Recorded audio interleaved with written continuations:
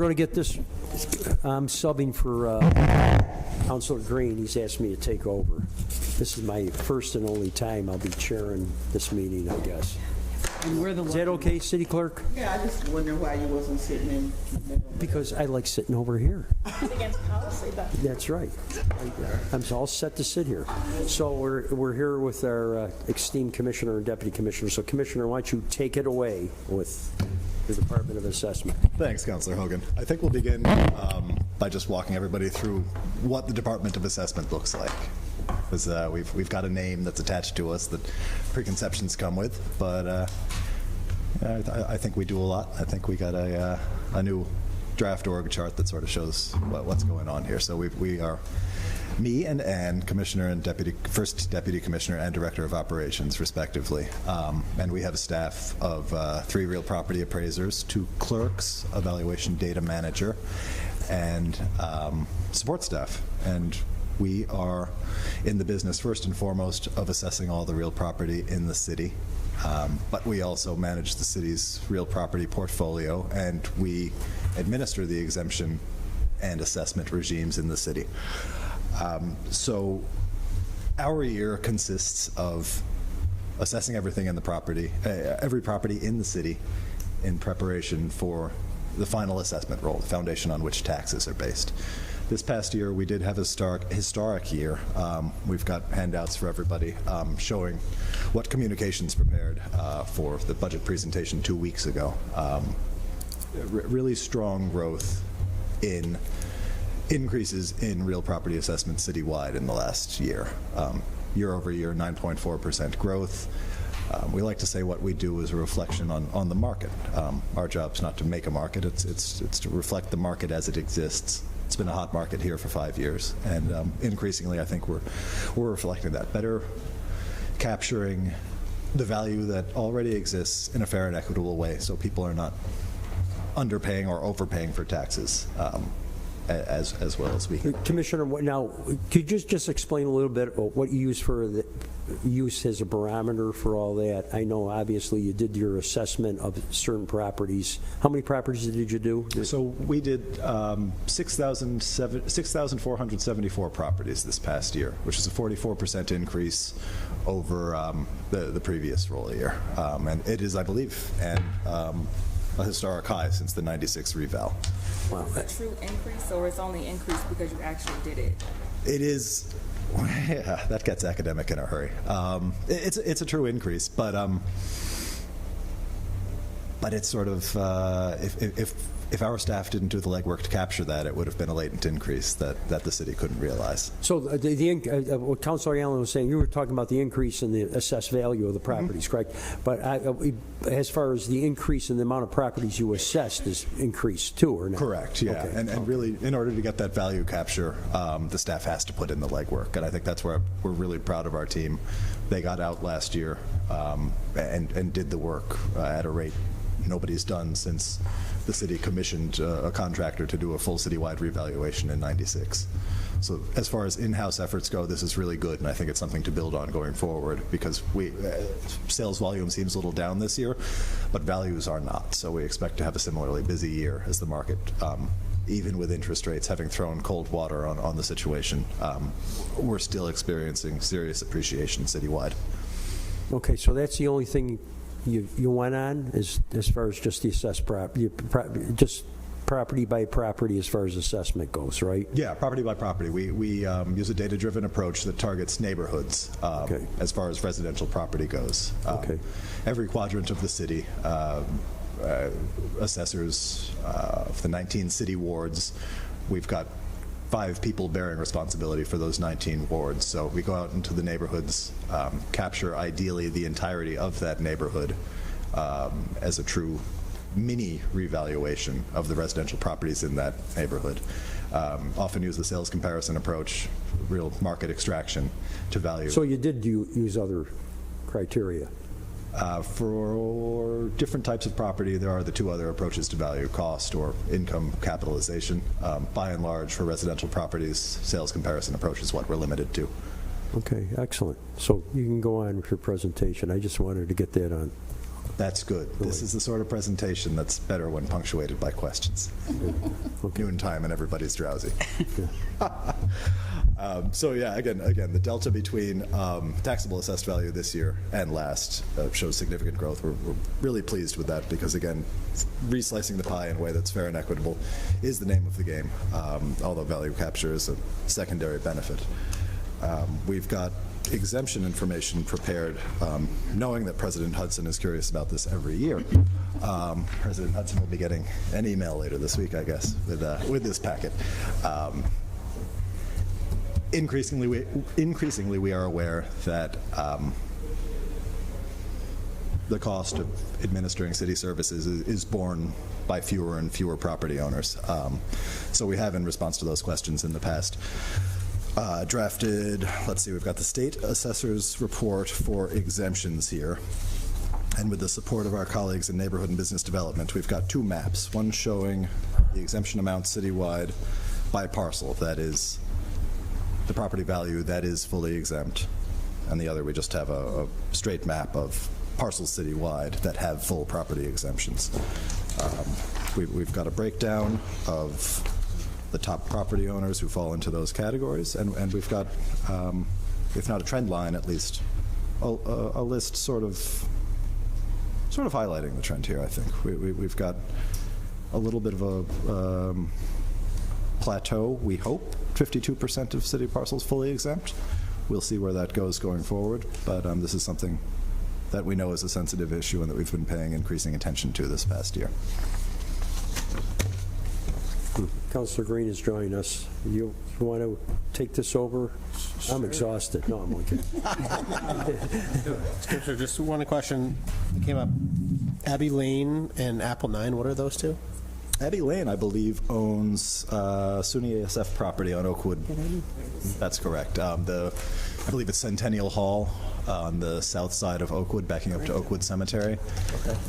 That, I think, is the property owner who at least owns the land under that dormitory. So is that an arm of ESF? Abbey Lane is, or is that a private? I can definitely get back to you on that. Off the top of my head, I'm not sure. And Apple 9? Apple 9 controls the two Marriott hotels and the 300 block of West Fayette and South Franklin. So, so they benefit from a pretty long-term pilot, I believe. So yeah, we do have pilots included on here. The extent to which that, I don't know, skews our perception of the data, I'll leave it up to everybody to decide. But we wanted to draw a bright line between fully exempt properties and those seniors, 45As, 45Js, that do pay some property tax. so the total assessed value of Syracuse University is $957 million. No, Right? Is that true? that's their exemption. The exemption some of the exemption value is 957. They own other Oh, so I'm sorry. So in other words, not all their property is No. exempt. Okay. Some of their property, like Shine like Center, we the get a little the piece of it. Sheridan is completely taxable. Okay, so that's It's not included in there. Okay, so there's some of their exemption values 957. So actually, their property be assessed at a higher level, right? The property they It is own, at- because yeah, some of it's that's just their taxable. exemption Okay. amount, right. But when the Sheridan, if it gets turned over totally to housing, will it fall off? Student housing? I think we'd probably have to know more details before speaking to that one way or another. It certainly could. So that's the value of their property. Do they have off-campus housing currently that they own and operate? University? We'd probably have to check the roll on that one. Yeah, because East Calvin is under highway. There are certainly ground lease arrangement. Yeah, Different than Yeah. if they're just, yeah. I'd want to double check to make sure I'm not misrepresenting. So you know what would be great if, and I know we did this at one point, maybe in one or two parcels, but if they were on the tax rolls, basically how much revenue that would be to the city. I do know that our predecessor ran those numbers for the previous finance committee chair, so I think we could probably dig up that as a starting point and then rerun those numbers. I mean, just, because sometimes when we're talking about our tax hikes is being proposed, sometimes our constituents don't really realize how much tax exempt property there is in the city of Syracuse and how we stay afloat, so. We've just gotten that question so frequently, I think in every year's budget hearing, that we did want to be prepared not only with numbers but maps today, because I know, let's wave it for effect. The state assessor's report, wherever it is dry and a little difficult to decipher, whereas a map speaks to more people where they are.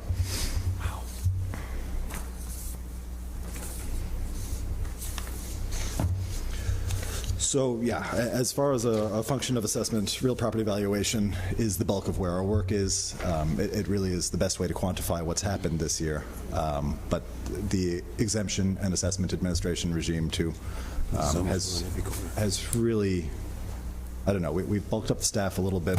I think we've optimized what we're doing, and we administer a lot of exemptions to a litany of folks who need them to stay in their homes.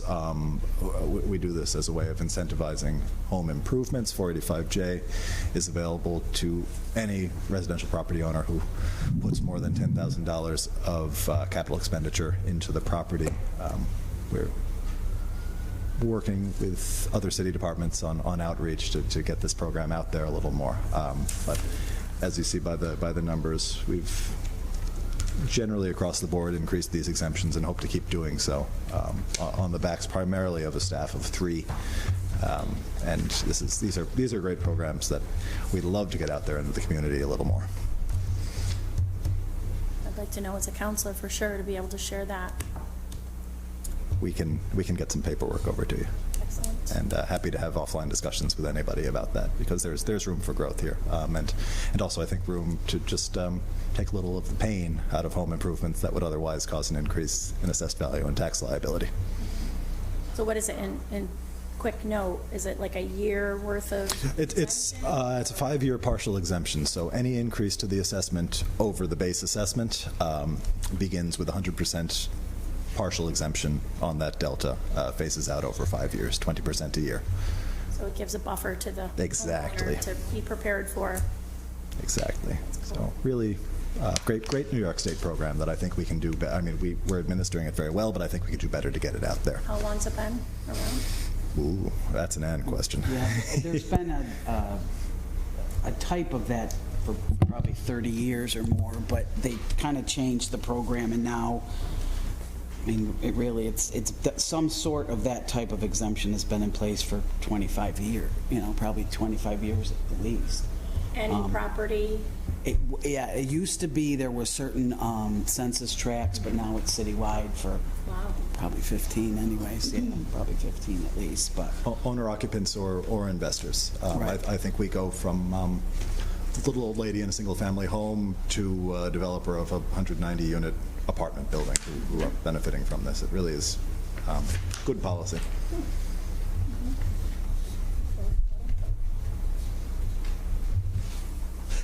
And so that brings us down to the last leg of the 3-legged stool, the asset management end of the portfolio. Smallest chunk of resources have gone to this so far. Arguably, this is an area where we have room for growth. Very excited. Thanks. Hold the mic. Asset management is a role that we really relish optimizing right now. But we've as I described the org chart, we've got a fully fleshed out staff except for one position. We've got an asset management role that I believe has been posted, intend to interview for and hire this year, and we're really going to turn over every stone in city government to see what we can do with our vast holdings. I think that's the other thing that this exempt report should show, that the city of Syracuse is a huge property owner. I will leave judgment on the extent to which we've monetized these resources to others, but I think there's some low-hanging fruit there that we can improve upon management of and thoughtfully wringing a little more revenue out of. And with this new role, I think we'll be well positioned to do that. But in this past year, as you'll see here, I've negotiated a couple dispositions of city property for which we don't have a good municipal use, and negotiated a few leases and license agreements that I think further policy goals while also getting a pretty good return for the city. $20 million. So this is the question: do we have at least $2 million in here? I think that's a promise we make every year. 20. Over time, it's achievable. This year, not so much, but every little bit helps, and I think that's the remit right now.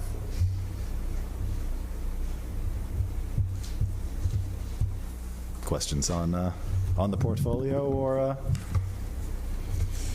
and any of that end of it? I mean, so for that end of it, I mean, we hope, what do you think is the timeline to try to hire someone, and then how does, I don't know, what would that person's marching orders be when they get hired? This will be a split role. The position is deputy commissioner. It'll be deputy commissioner for asset management and valuation. So that person is going to oversee some wards in an assessment capacity, including the central business district, and then also the entirety of the portfolio, direct report to me. That person is going to liaise with every department head, but I trust develop a good working relationship with those department heads who really deal extensively with operations involving real property, respecting those important operational roles, but also trying to address situations in which we just aren't getting the best use out of those properties or the fullest use out of those properties. So that person's going to be tasked with building upon the inventory we have, getting in touch with every department head, and putting out, if not RFPs, then marketing efforts to the broader community, trying to encourage creative uses that get us a little bit of ongoing revenue stream. We anticipate having somebody on board before the end of this fiscal year, and I think we've got a pretty ambitious 6-month plan that is by the end of the calendar year to get real action taken. I think we'll be before the council by the 4th quarter, getting authorization for leases and license agreements for some of these properties. Do we have a sense of the land under I-81 when that comes down, how that may or may not impact the assessment? Taxable property? Well, it'll be a tremendous increase to the total assessed value. We have not quantified that yet, in large part because we don't have great insight into what real property will be created by the state and who will own any real property created by the state. It exists now as in a practical sense, at least 12 square blocks of city that isn't legal property right now. It's simply nice dot right of way. If we wind up mapping that and carving it out into legal parcels, and if some entity other than the state ends up taking title. Oh, this audio problem, sorry. Thanks, Counselor. If we overcome those two hurdles, Joe Driscoll working with the state to craft a disposition plan and getting this parceled out as legal property, again, have not quantified it, but it would be an enormous increase in the total assessed value. Whether that's taxable or not is an open question, but I think this will be valuable land in that we can leverage it to further, again, important policy goals, housing chief among them. From our perspective, getting out ahead of that, I think we do want to get sound disposition or leasing plans for some of our existing city real estate prior to that influx of land softening the market. You could foresee a scenario in which several acres of downtown real estate come online and kind of undercut a lot of surrounding value. We don't want to be behind the curve on that because it could take half a generation for the community to absorb all that new real estate. But that rests on a foundation of a lot of ifs. Next question, the housing study that NBD is doing. Keep asking all the different departments this. What do you stand to learn from that, or how can it help you or not with your work? Do we have time for a committee meeting? Internal meetings have been extraordinarily promising. CZB is doing very good work. NBD has done excellent work in guiding this discussion. Everything we're hearing is... There's quantitative evidence to support what we knew qualitatively. And I think it's encouraging to know that there is a path out of some of our problems. I think it's encouraging to hear that we need to target our efforts and build upon existing public assets. And we're ready to watch what they suggest to turn these into concrete action steps.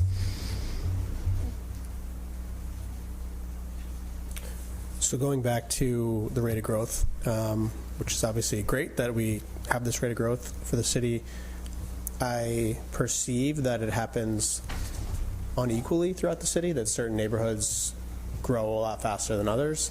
And I know we've had challenges keeping up with market changes.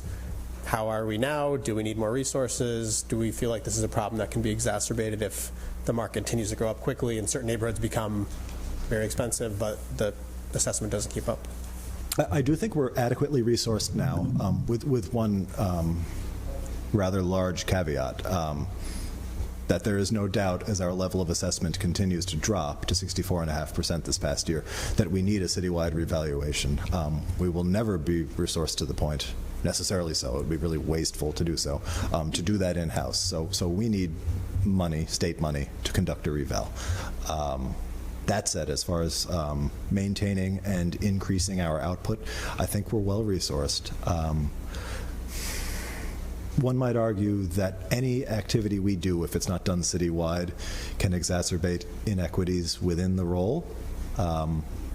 As I noted at the outset, we use a data-driven approach. Neighborhoods where the delta is greatest between market activity and current assessed values are the neighborhoods we need to pinpoint first. That puts slower growth neighborhoods at the end of the line. It also arguably could do a disservice to neighborhoods where market transactions are few, which is not to say that properties don't change hands frequently, but properties are not listed as frequently. Properties are not necessarily viewed as desirable properties for the full breadth of market participants.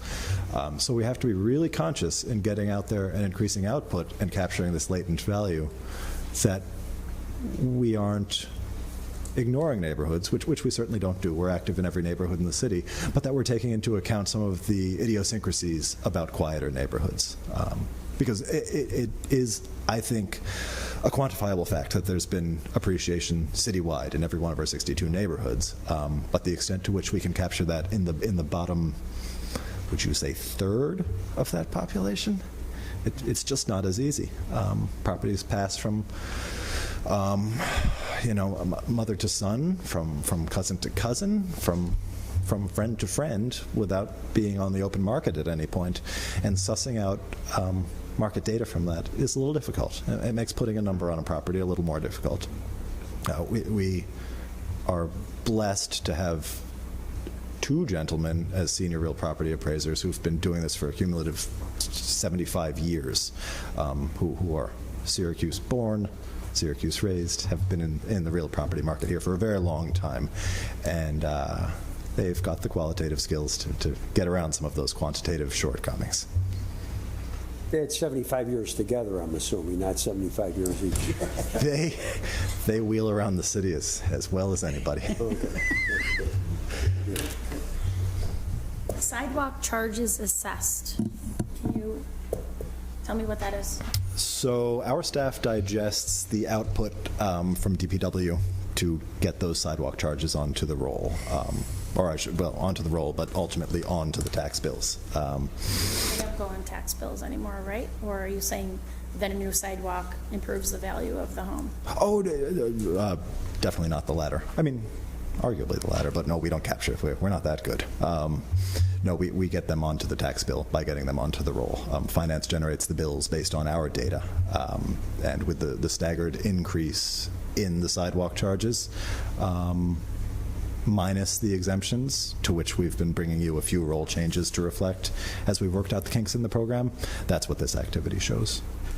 It is kind of it's a little time consuming, and our staff have been really pretty good at it, considering. Exactly. Are you not going to need a real property manager? You have that zeroed out. So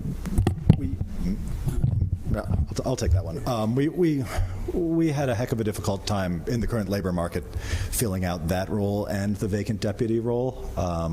We were able, with the support of the administration, to add the two together, I think, to attract the best candidate out there. So both go under one umbrella, and we're Xing out the real property manager role.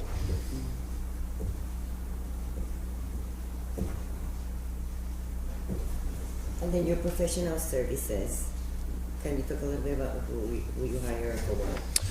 So the bulk of this, I believe, is, I think it's appraisal work. I've not given mine away, but oh, that's definitely appraisal work. So I think the chief spender of appraisal professional services has been tax certiorari litigation. When we get sued on an assessment, ultimately as we get closer to going to trial, both sides commission an appraisal, see that we can't either goad settlement negotiations along or just have a real data point as evidence at trial. Lately, as we've gotten more active in the asset management realm, we've been commissioning appraisals sometimes at the behest of prospective purchasers or lessees, sometimes just so we can get a better sense of market value of a city-owned property. And we've been doing it for that. That's primarily why it's grown over the past couple of years. And we'll, I think, see tomorrow coming back for council permission to spend a little more money on appraisals. Just 'cause we get a lot of solicitations for city property, and we're not anxious to rush into any kind of a deal, but we do want to get a good sense of the full market value from an independent third-party appraiser.